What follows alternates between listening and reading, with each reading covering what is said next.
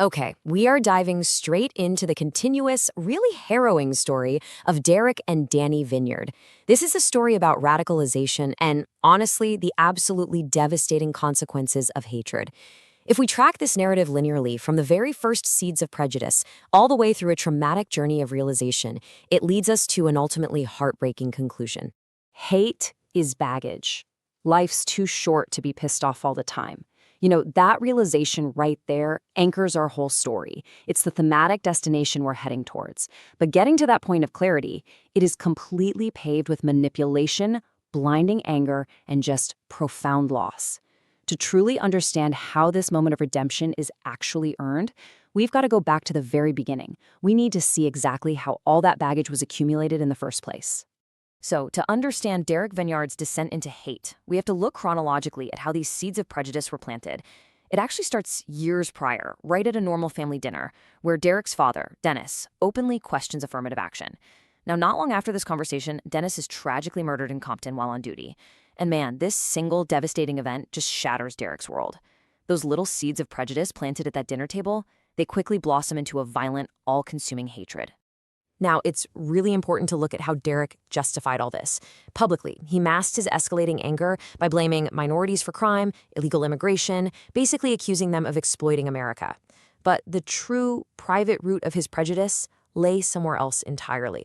His unprocessed grief over his murdered father was violently filtered through those specific dinner table complaints about affirmative action and Dr. Sweeney's curriculum. He basically used these political grievances as a mask, hiding his deeply personal trauma.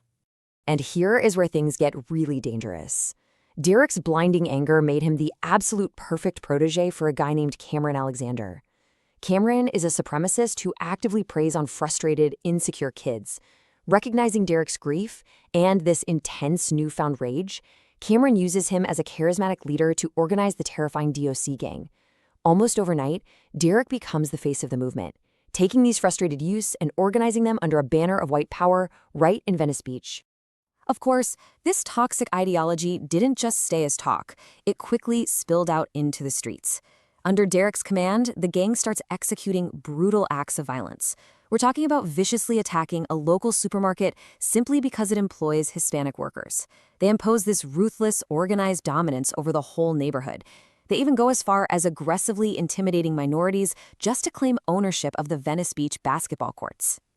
All of this violence eventually boils over on one fateful night. Derek ruthlessly shoots and kills the men attempting to break into his late father's truck. Driven by pure, unadulterated rage, he commits this horrific act right in front of his own home, and that night earns him a 3-year sentence in Chino prison. So now Derek is inside Chino. He's completely isolated, totally out of his depth.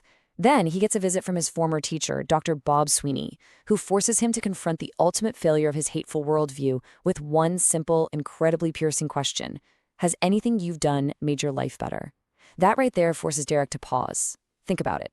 His rage hasn't protected his family, it hasn't honored his father, and it has literally only landed him in a cage. It's in the prison laundry room where Derek's perspective really begins to shift. He starts working alongside a black inmate, and eventually he finds a common humanity that pierces right through his hardened armor. But at the exact same time, Derek is observing the blatant hypocrisy of the prison's white supremacist gangs. He sees the exact people who are supposed to be his brothers dealing drugs with Mexican cartels. They're completely disregarding the very ideology they claim to hold so sacred. Completely disgusted by this hypocrisy, Derek just abandons his ideology. He publicly denounces his former allies and throws his lot in with no one. The retaliation? It's swift and it's brutal. He suffers a horrific assault from the gang. But somehow, despite this violence, he miraculously survives the rest of his sentence in peace, and he leaves prison with a completely transformed, humbled mindset. But returning home is definitely not the triumphant moment Derek was hoping for. He walks in to discover that his younger brother, Danny, has been heavily radicalized in his absence. Danny is following the exact same dark path Derek had just escaped. In fact, just that morning, Danny intentionally provoked his teachers by submitting a school paper on Mein Kampf. Recognizing the extreme danger Danny is in, Dr. Sweeney steps up again. He refuses to give up on him. He gives Danny a strict ultimatum, placing him in a mandatory alternative class. The assignment? Write a new paper titled, American History X. The goal is specifically to analyze how his brother's incarceration shapes Danny's present perspective on America. And if it's not finished by the next morning, Danny is expelled. Derek is desperate to break this cycle and pull his brother back from the brink. So that night, he forces a confrontation at a massive gang party. He stands right up to Cameron and violently severs ties with the movement. He explicitly declares that he, his family, and especially Danny are completely out. Then he flees the party with his brother to save them both. Escaping all that chaos, the two brothers finally find themselves alone, and the truth just pours out. In this raw, emotional confession, Derek reveals the horrific realities of his prison experience to Danny. He explains how the violence only left him feeling more lost. He pleads with his brother, saying, "I'm tired of feeling pissed off, Danny. I'm just tired of it." He's practically begging him to let go of the anger before it destroys him too. And you know what? Derek's vulnerability actually works. The brothers finally reconcile. They spend the morning stripping their shared bedroom of all those hate posters, symbolically erasing the toxic propaganda right out of their home. As dawn breaks, Danny sits down and finally finishes his introspective paper for Dr. Sweeney. It feels like a beautiful, hopeful new beginning for the Vineyard family.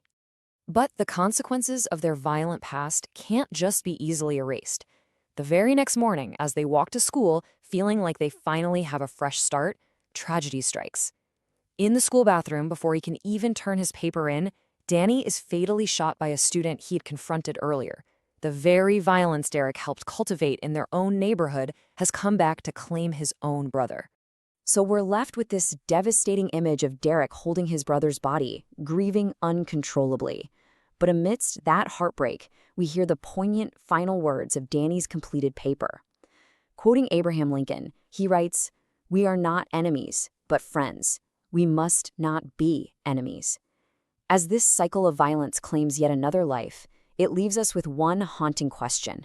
How much tragedy must a family endure before the immense, destructive baggage of hate is finally left behind?